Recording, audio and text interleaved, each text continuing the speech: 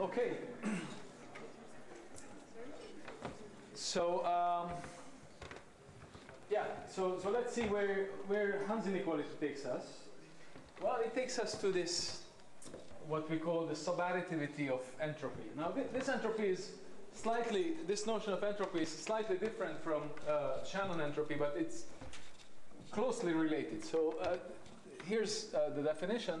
If you have a non-negative random variable, then we can define the entropy as the expected value of z log z minus expected value of z times log expected value of z. Okay?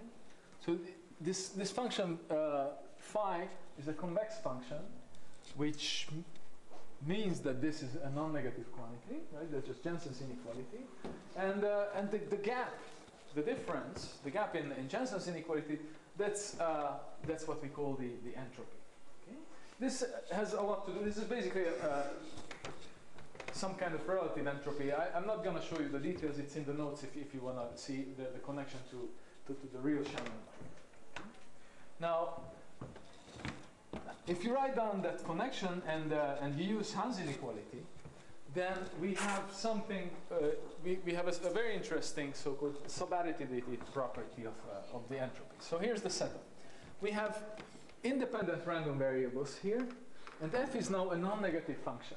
So this is important because this x log x, this is only defined for non-negative values. Okay, so f is a non-negative function, and we can look at the conditional entropies. So remember the expected value with the superscript I. That means that we are only integrating with respect to the distribution of the ith variable. Okay? So these are now independent, and here we are only taking the expectation with respect to the ith variable, keeping all the other variables fixed. Okay, so we fix all the other variables, calculate the entropy of this function as a function of the ith guy, and that's this conditional entropy. Now, the subadditivity property says that the full entropy of this whole random variable is less than the expected value of the sum of these conditional entropies. Okay? This is just a form of rewriting Hans inequality. Okay? It takes a little bit of work to get it, but not too much. Okay? Now, this is nice because formally, this reminds us a lot, at least, it reminds me a lot to the Efron-Stein inequality. So let me explain.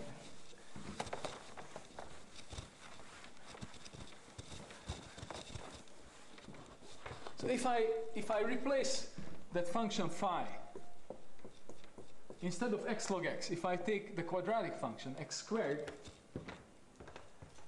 then what Efron-Stein inequality says, then I can define then the variance of z is just exactly of that form, the expected value of phi of z minus phi of the expected value of z. Right? If I define phi this way, then this is the variance, and and the conditional variance I of z is defined just like the conditional entropy here, phi of ei z. And then the Efron-Stein inequality tells us that the variance of z is less than or equal to the expected value of the sum of the conditional variances. Right? This is Efron-Stein.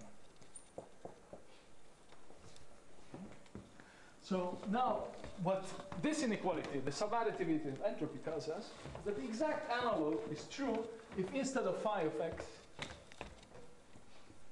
equals x squared, I take now x log x. That's what's written here. So this looks promising because now we have something like the Efron-Stein inequality, but for some other function. So maybe we can exploit this. All right. So let's see how we can exploit this. The simplest case is a very special case, but a very important special case. when we have a uniform distribution on the hypercube, on the n-dimensional hypercube. So what does that mean? It means that we have independent coin flips. Okay? Plus minus 1 Rademacher random variables, if you wish. So these are independent random variables. All of them take values plus minus 1 with probability 1/2, 1/2. Okay? So we have a uniform distribution on the hypercube. And in this case, in this special case, we can upper bound these entropies. This takes a little analytic argument. It's not too difficult to show that this guy here, this entropy, is always less than what's written here. And here, on the right-hand side, we have exactly the same quantity that appeared on the right-hand side of the Einstein inequality, right? Remember that this guy here, we could rewrite it like that. 1/2 times the expected value of the sum of z minus zi prime squared. Zi prime was obtained by replacing the ith variable by an independent one. Okay? So in the case of the hypercube, we can upper bound actually the entropy of z squared. Well, I need to square it here. Here f can take any real value, so to make sure that it's non-negative, I square it, and I get this inequality. Okay. This is called the logarithmic Sobolev inequality, and it's very, very important, not only in concentration inequalities, but it has many other applications in various branches of mathematics. Okay? So this is a famous inequality. It's not new. I think it's probably 20, 30 years old. Okay? This is called the logarithmic Sobolev inequality. In the Bernoulli case, this is the Bernoulli logarithmic Sobolev inequality. Bernoulli because these Rademacher variables are also called Bernoulli variables. Okay? Good. So the proof comes just from this inequality, the subadditivity of entropy, and now bounding these guys, but these are now one-dimensional animals. Okay? In a simple two-point space. Okay? You can prove that this is actually strictly stronger than the Einstein inequality. Okay? I'm not going to go into that. And it's also related to isoperimetric inequalities in the cube, but again, I don't have time to talk about that. All right. So how do we use this logarithmic Sobolev inequality to get concentration inequalities? This is the famous so-called Herbst's argument. The big trick here is, now if we have a function on the hypercube, so now we only consider functions where the inputs are plus minus ones. Okay? So we have a function on the hypercube, and the random variables are uniformly distributed. Then the big trick is to use the logarithmic Sobolev inequality for this function, e to the lambda f divided by 2. Okay? Now remember, the logarithmic Sobolev inequality tells us about the entropy of this thing squared. Okay? So this thing squared is e to the lambda f. Okay? So the entropy, if I write down the definition, then this is what I get. Right? So what do we have here? This guy is just the moment generating function of my random variable. And the expected value of z times e to the lambda z times lambda, times lambda z, this is just the derivative of the moment generating function. Okay? So if f lambda is the moment generating function, then this guy is its derivative. Okay? So the entropy of this guy squared has the moment generating function and its derivative. So the idea between Herbst's arguments is that to plug this in the logarithmic Sobolev inequality and see what happens on the right-hand side, and if you're lucky, then we will get some kind of differential inequality for the moment generating function that we may be able to solve. Okay? And in fact, this is the case. And this is some kind of miracle, but it comes out really nicely. So here's what it is.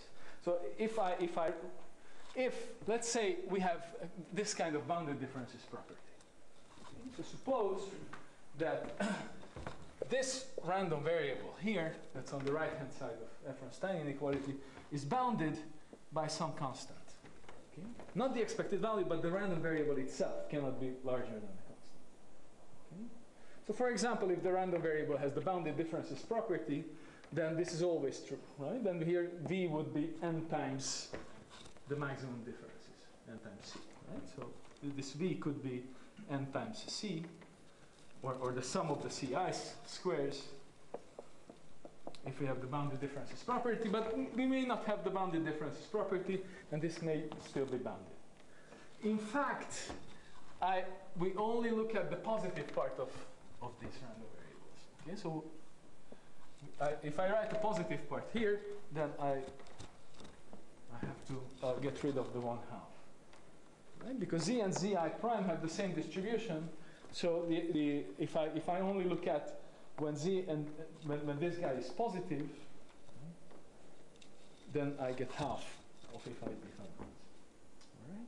So our assumption is that we have some kind of this type of bounded differences behavior. Okay, is this clear?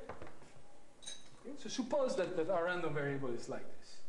Then, if I write out what on the right-hand side of the logarithmic Sobolev inequality with this function, this is our z now, e to the lambda f divided by 2, then it leads to this very simple inequality. So what do we have here? Lambda times the derivative of the moment generating function times f log f is less than some constant times lambda squared times the moment generating function. Okay? Good. Now, if I divide both sides by f lambda, then here I get f prime divided by f, but that's just the derivative of log f. Okay? So in fact, if g is the logarithm of the moment generating function, then this inequality becomes this really nice inequality. The derivative of some function is less than a constant. Well, this we can solve. We only have to look at what's the value of this ratio at 0 when lambda equals 0. Well, that's just the expected value of z. That's an easy application of L'Hopital. Okay? So if you solve this inequality, let's say this is what we get. The logarithm of the moment generating function is bounded by lambda times the value at 0 plus lambda times this constant. Okay? Great. But this is just an inequality for the moment generating function, which is exactly of the sub-Gaussian form. Okay? So what we get is this beautiful little piece, which says that if we have any function on the hypercube, okay, so this is restricted to the hypercube under the uniform distribution. If you have any function that has that property, bounded differences property, then we have this sub-Gaussian behavior. So this is like the bounded differences inequality, but it's in fact stronger, because at the bounded differences inequality, we actually require that z minus zi prime is bounded by some constant, let's say ci. Here, we only require that the sum of these things squares is less than some constant. Now, of course, if these are less than some constant, then it implies that their sum squared is less than some constant, where here v will be the sum of the ci squares, right? But I will show you some examples when, if I want to bound individually these differences, then we don't get anywhere, but the sum can be bounded very nicely. Okay? Okay? Is this clear? Any question? All right. Good. So this is really nice and really strong. The big disadvantage is that this is only true for when we have a uniform distribution on the hypercube. So this is for plus minus 1 valued random variables that are symmetric. Now this can be extended to the Gaussian setting. So in fact, by starting with the previous with this logarithmic Sobolev inequality on the hypercube, And using the central limit theorem in a clever way, one can actually prove logarithmic Sobolev inequality for the Gaussian distribution. Okay, so here, suppose that x is a vector of standard Gaussian random variables. Okay, so we have independent, identically distributed random Gaussian standard normal random variables, and we have some function, some differentiable function of it. Okay, and that's my guy. Okay, so we have some arbitrary function of a standard normal random variable, and then the logarithmic Sobolev, the Gaussian logarithmic Sobolev inequality says that the entropy of z squared, of this guy squared, is bounded by twice the expected value of the norm squared of the gradient of this function. Okay? And this follows from the central limit theorem and the Bernoulli's Sobolev inequality. Okay. It's maybe a one-page proof from the previous. It's not so difficult. All right? Good. Now, once we have something like this, we can go back and use the same argument as before. Okay. All I need is that, so what did we need before? Where was it? It's this kind of. What we needed is that this random variable was bounded by some constant. So we need, what does it mean that this random variable here is bounded by a constant? That means that the function is a Lipschitz function. Okay. So suppose that we have a Lipschitz function. Suppose that f is such that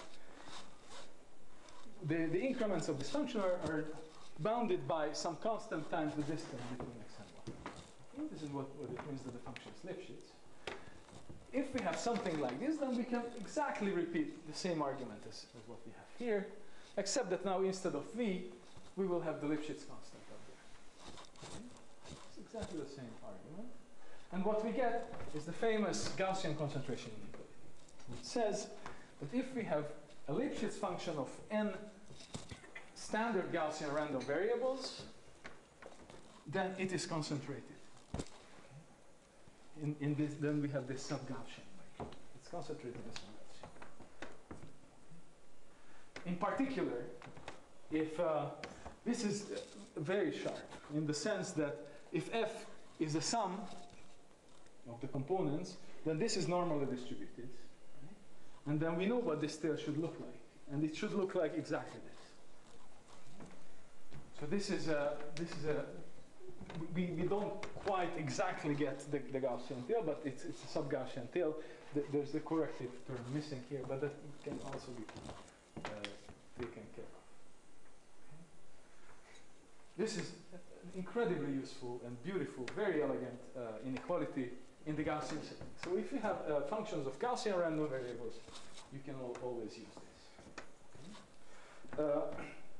Let me show you an example how you can use this even when you don't have standard normal random variables, but some other Gaussian vector. We can always do this because any Gaussian vector can be transformed by a linear transformation into a standard normal vector. So whenever you have a function of Gaussian random variables, not necessarily independent, you can always use this inequality by first taking a linear transformation. So here's a very, I think, a beautiful inequality, which is about the supremum of the maximum of Gaussian processes. Okay? So take a Gaussian process which is centered, so the expected value is 0 for all t, and it's indexed by some set, some index set t. Let's say it's finite. It doesn't matter because we can always, if this is somehow a nice separable space, then we can always approximate by finite limit. Okay, so let's just take an arbitrary such set. There are really minimal regularity conditions here. We need that this function, this process is continuous. Okay, if we are not in the discrete setting. Okay, and take z to be the maximum of this Gaussian process, the supremum. And sigma squared is just the largest possible variance at any single point. Okay? For any single t, we look at the variance of this Gaussian random variable, and we look at the largest one. Of course, we can't expect that the maximum will have a smaller variation than the maximum punctual variation. And then we have this concentration inequality for the maximum. So the maximum differs by its expected value by more than u. This is always less than this nice sub-Gaussian tail, which you would get if you looked at exactly just one point. And that point where the maximum where the variance is maximum. Okay, so we have this sub-Gaussian tail, and here in the variance term we just have the largest variance. Clearly you can't expect more than that, because if you have a single Gaussian variable, then this is sharp. And this is true for any Gaussian. Okay? And the proof is here. It's really simple. Okay? It comes from the previous slide. So as I said, we may assume that we have just a finite set. This needs some care, but using continuity, you can always approximate by a finite approximation.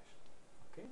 Now let gamma be the covariance function, the covariance matrix of this Gaussian vector. Now we have a Gaussian vector of n components, and let A be the square root of this positive definite matrix. Okay. And then, if y is a standard normal vector, so the components of y are now independent, then I can always represent the maximum of my Gaussian process. That's the maximum of A times this independence. Right? This is the linear transformation I took. Right? I can always represent a Gaussian vector as a linear transformation of a standard Gaussian vector, and the linear transformation is just given by the square root of the covariance. Right? This is how we represent our random variable, the maximum, as a function of independent standard normal random variables. So now we can use the Gaussian concentration inequality. Oh, where is it? It's here. We can use the Gaussian concentration inequality. All we need to figure out is what the Lipschitz constant, what this L is. This function is Lipschitz. Well, this can be done in 2 lines. That's what's here. We can just look at what happens if I evaluate this function at 2 different vectors, u and v. Okay. And this one-line calculation shows that the Lipschitz constant is at most sigma, which is the standard deviation, the largest standard deviation. So this is beautiful and very, very useful, and a huge body of research in empirical process theory was to try to mimic this for not only Gaussian processes. Okay? So a lot of research went into this, and there are, maybe at the end of the course I will be able to mention, I will try to mention some of the empirical process results when we can look at concentration of not only supreme Gaussian processes but other empirical processes. Okay? Yes. You're assuming that the Gaussian process is a compact support, otherwise you need a comfortable cover. Yes, compact. I didn't say that. Yes. Sorry, I swept things under the carpet. This is for a totally bounded. Does this hold for countable covers as well as if T is a countable system? I mean, is it easy to assume?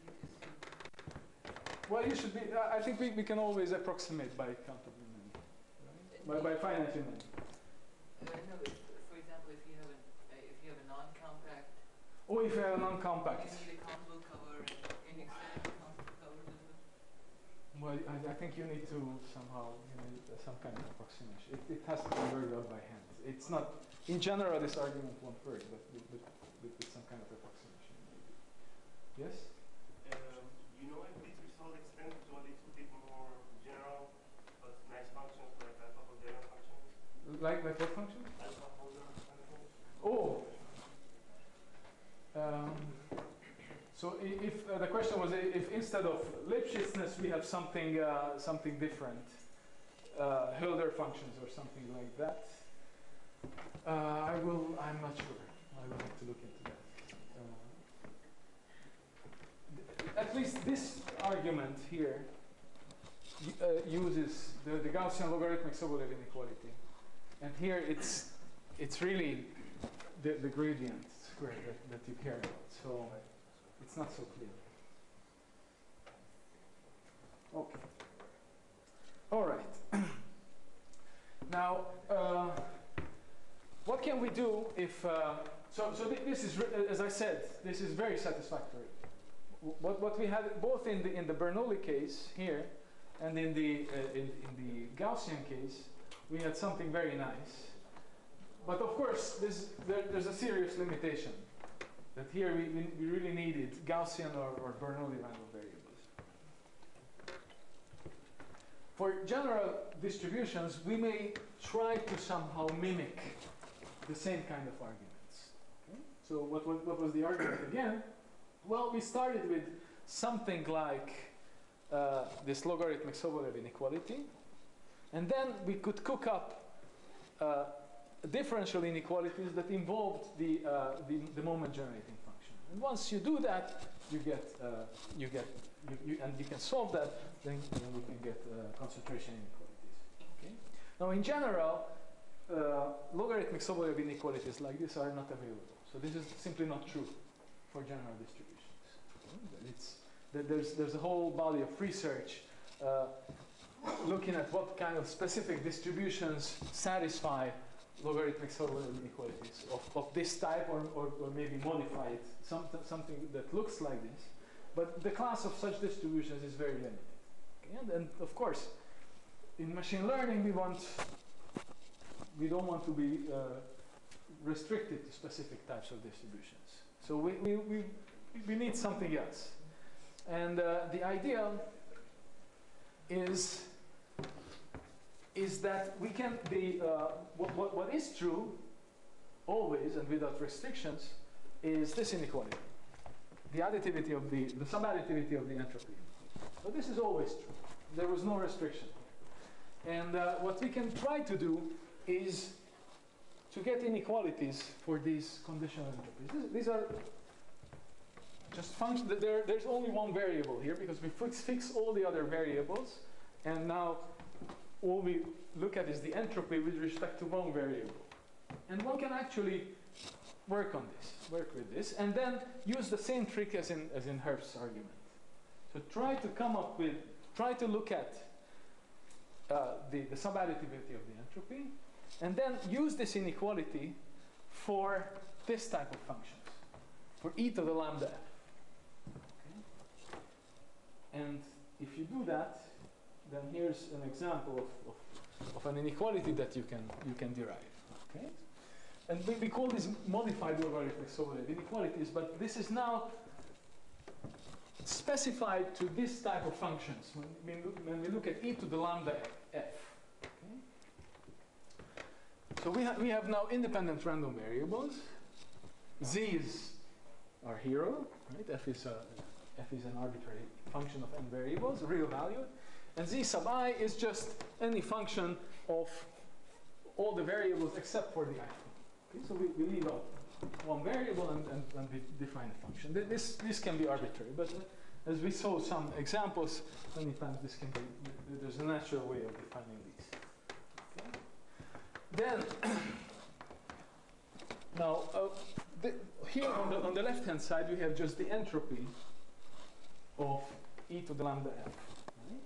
Here on the left-hand side of the inequality, we have exactly what we had here on the left-hand side, right? Or here. It's exactly this guy. So this can be upper bounded. Now, not by the sum of the z, not by something like this, but almost.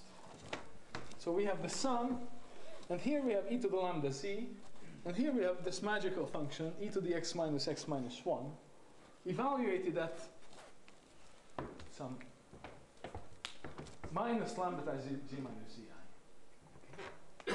So now, in many cases, this can be upper bounded further in an easy way. So for example, if zi is always less than z, and this happens, if z minus zi is less than, is non-negative, in many natural examples, we had this case. For example, for Rademacher averages, for the random BC dimension. In many cases, if we define this function fi in such a way that this difference is always positive, then here we have lambda is positive, so here we have something negative. So if you want to upper bound this guy for negative x's, then you can upper bound it by x squared. Okay. This, by Taylor expansion, this behaves typically as x squared divided by 2, but in fact, there's an inequality for negative values. And if we do that, then we have the sum, because the sum can come inside, we will get something which involves the sum of the z minus zi squares. Exactly what we have here. Okay. So let's do that. Let's define z sub I in the most natural way, which will make sure that this difference is positive. I just take the smallest possible value this can take when I change the ith component. Then z minus zi is always positive, and suppose that the sum of the squares is bounded by v. So this is again a kind of bounded differences assumption, like here. Okay? Just like that. Then using this modified logarithmic Sobolev inequality, we can prove exactly the same way as before, using the Herbst's argument that the probability that z is greater than the expected value plus t goes down exactly what we would hope, right? In the sub-Gaussian way, where in the variance factor we have this term. And now we don't have any assumption on the distribution anymore. The only assumption is independence. Okay? So this is nice. I hope you agree. Okay? So this implies the bounded differences inequality. Right? Because if we have bounded differences, then I can only bound, I can always bound the sum of these things squared by v. Well, maybe not with the same constant, but close. Okay? So this implies the bounded differences inequality, but it implies more because, as I said, it suffices to look at, to make sure that the sum of these differences squares are bounded, and we don't need these guys to be independent, to be individually bound. Okay? And in some cases, this happens. So let me show you a nice example for this. Okay? So let's look at a random matrix. Of course, random matrix theory is a huge area of research that's been booming, and there are lots of advanced and difficult results there, but this is a simple one that we get for free using these inequalities.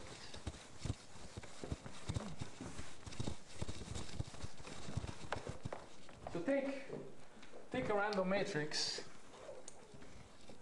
and by random matrix now I mean that x11, this is a random variable, and x12 is another random variable which is independent, x13, and so on, x1n. So these are independent random variables, and I make sure that the matrix is symmetric. So x21 equals x12. But otherwise, everything is, so all these guys here are independent, and the matrix is symmetric. And the only assumption we have on the distribution is that the entries are bounded. Bounded independent entries, but they don't even need to have the same distribution. Only independence is what we need. Okay, so let's look at the largest eigenvalue of this symmetric matrix. Okay, it's symmetric, so the eigenvalues are real. Let's look at the largest one. That's my random variable z. Okay, so z is the largest eigenvalue of this guy.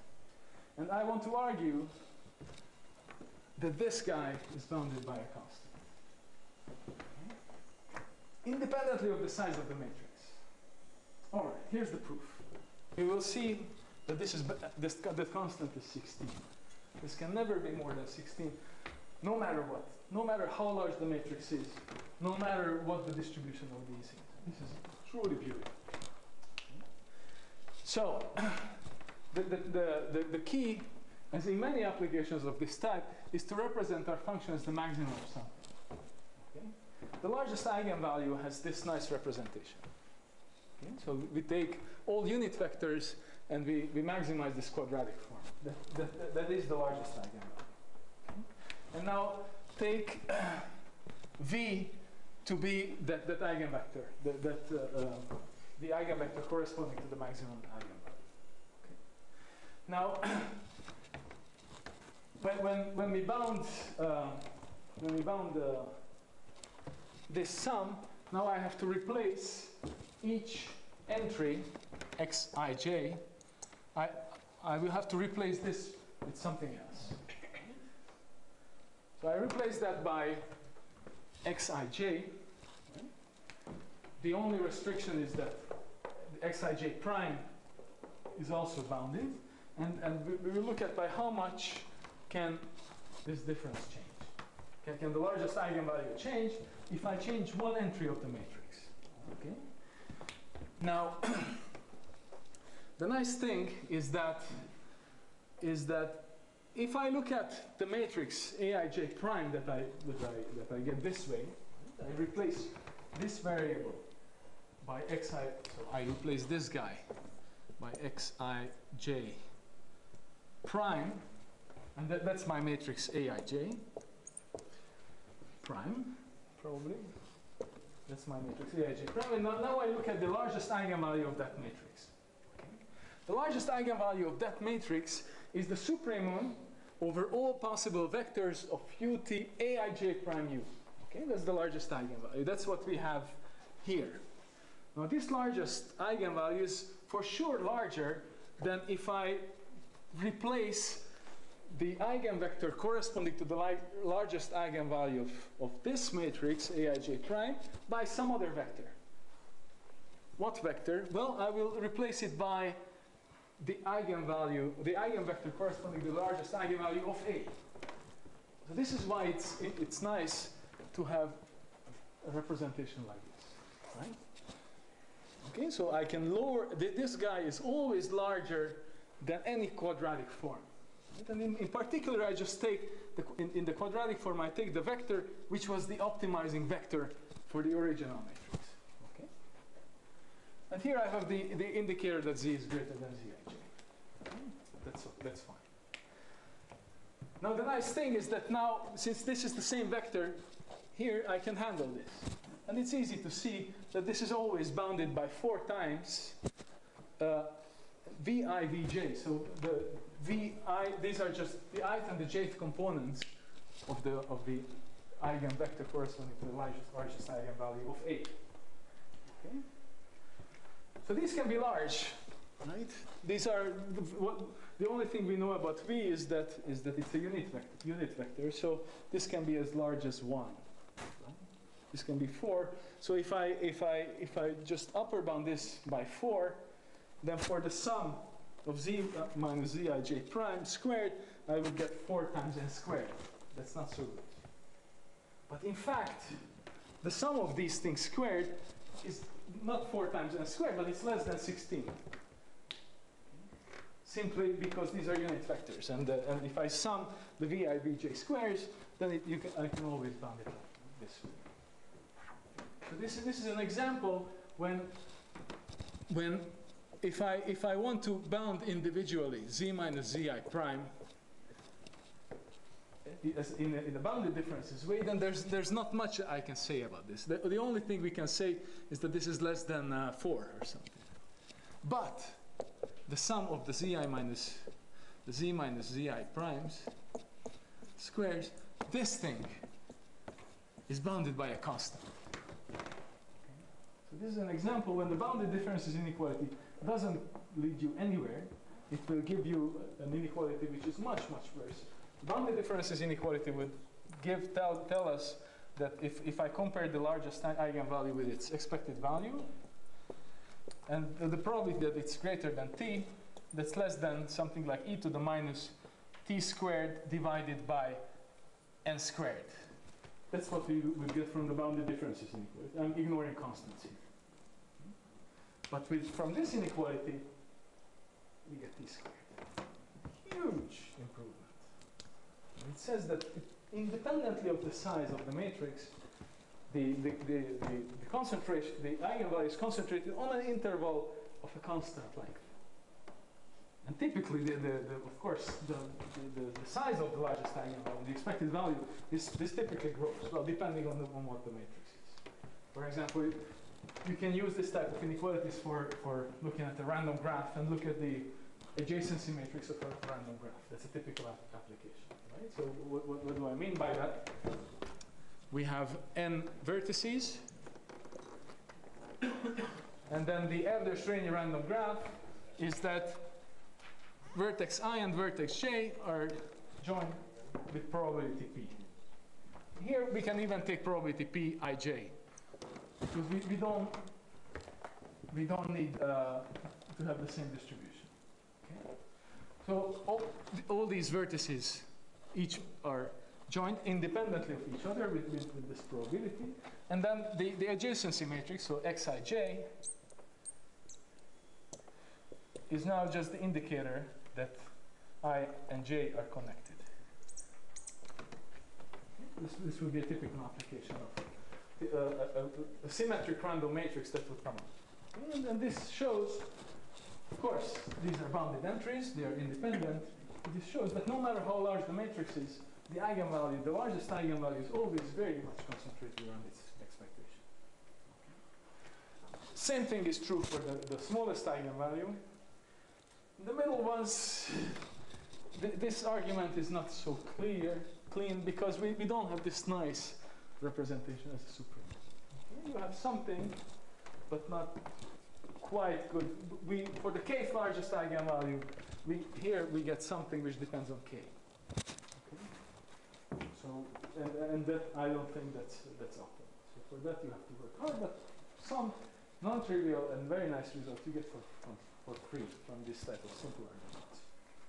Okay. Here's another application of this type. Okay.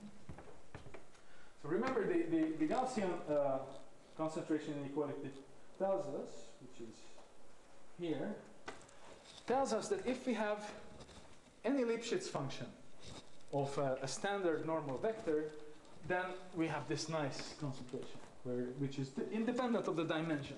I should have emphasized this, that one of the important features of these inequalities is that n, the dimension, doesn't come up here. The number of variables simply doesn't show up here. The only thing that matters is the Lipschitz constant. Of course, in some applications, the Lipschitz constant may depend on the dimension, but it's not intrinsically there. So somehow these are dimension-free in a sense. And as a result, you can take these to infinite dimensions, as we have done it in, for example, in this example. Okay. So for any Lipschitz function of a Gaussian random variable, we have this nice concentration, sub-Gaussian concentration inequalities. So how can this be extended for the non-Gaussian case? Well, it's interesting that we can basically say the same for bounded random variables. So now we have functions of a bounded random variable, but we need one more condition, we need convexity. Okay? So suppose that we have a convex Lipschitz function of n variables on the hypercube, on this hypercube, 0, 1 interval to the power of n. Okay? So we have n bounded random variables, they are independent, and we take any convex Lipschitz function of them. Okay? Now, take z sub I as before. Okay, so this is just the smallest possible value this function can take. All right. Since this function is convex, this will be the minimum will be achieved somewhere. Okay. And take xi prime to be the value which achieves this. Okay, so in fact, this guy xi prime, this is a function of the rest of the variables. Okay. And let xi bar be just at that point where this minimum is achieved. Good.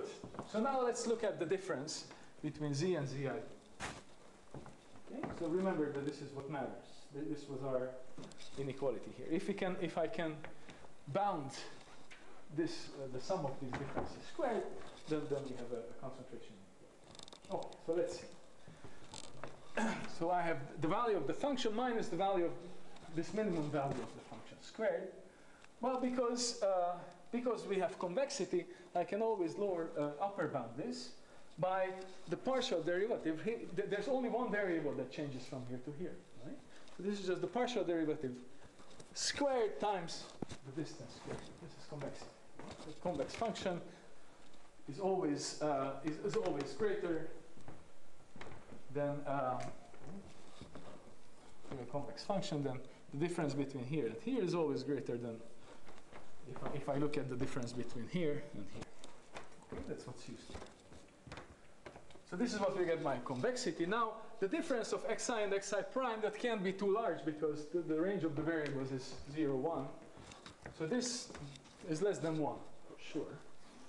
Okay. So this is less than the sum of the partial derivative squares. And that's just the gradient square. Okay. The norm of the gradient squares. If the function is Lipschitz, then this is bounded by a constant. That's what we want. So we get exactly the same inequality as in the Gaussian case. Now instead of V, here we have the Lipschitz constant. And here we have the Lipschitz constant square.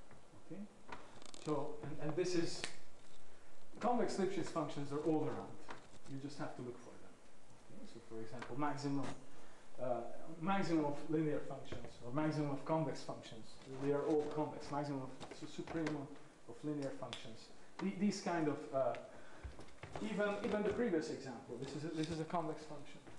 Okay, you can prove that the largest eigenvalue is a convex function. Well, you can see why. It's a supremum of quadratic functions.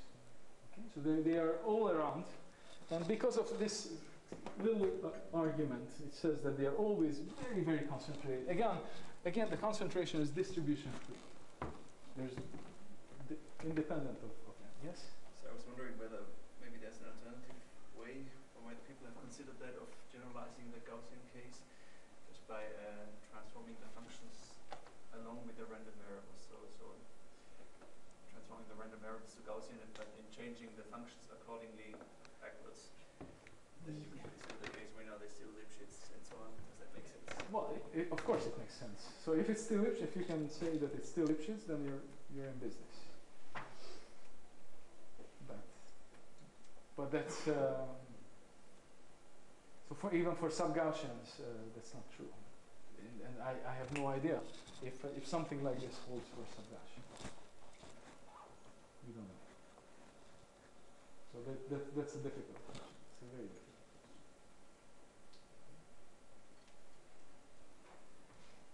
Any other question? Okay, so I think this is a good point. Yeah, I think this is a good point to finish for this morning. I'll see you at 5, and there's much more to come, so be prepared.